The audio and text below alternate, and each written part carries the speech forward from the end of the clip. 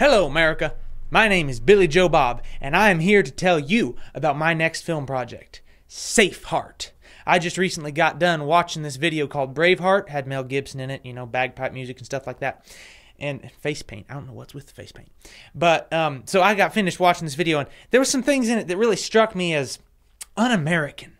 I realized that, you know, it's a powerful film, very well done, and it spoke to a lot of Americans, and it had very good box office sales and stuff like that. But I think it really missed the heart of America today. And I think that a remake of that film that acknowledges what it is that makes America what she is today, I think that film would do much better at the box office.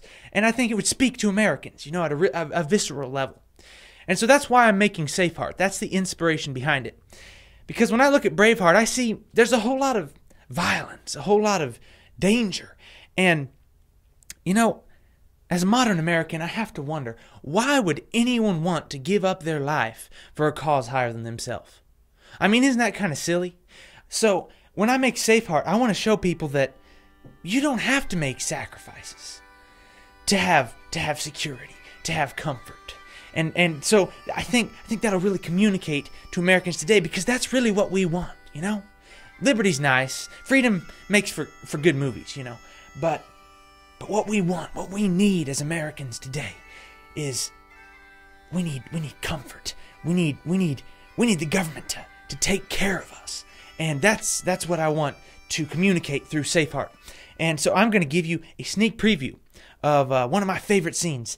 You may remember the scene in Braveheart where the army is leaving the battlefield and William Wallace comes riding down, and he gives them this great big speech, and so they all stay and fight because they're all excited, you know, pumped up.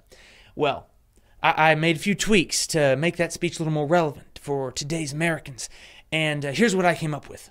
It goes something like this. And many years from now, when you're dying on your beds, would you not give every one of those days to come back here and to tell our enemies that they can take our freedom, but they can never take our food stamps? Yeah!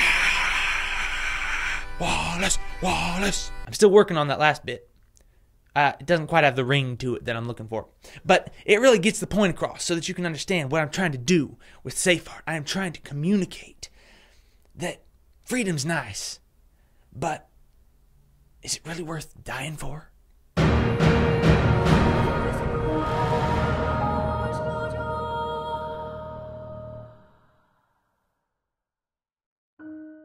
To be serious, I'm not making a film entitled Braveheart.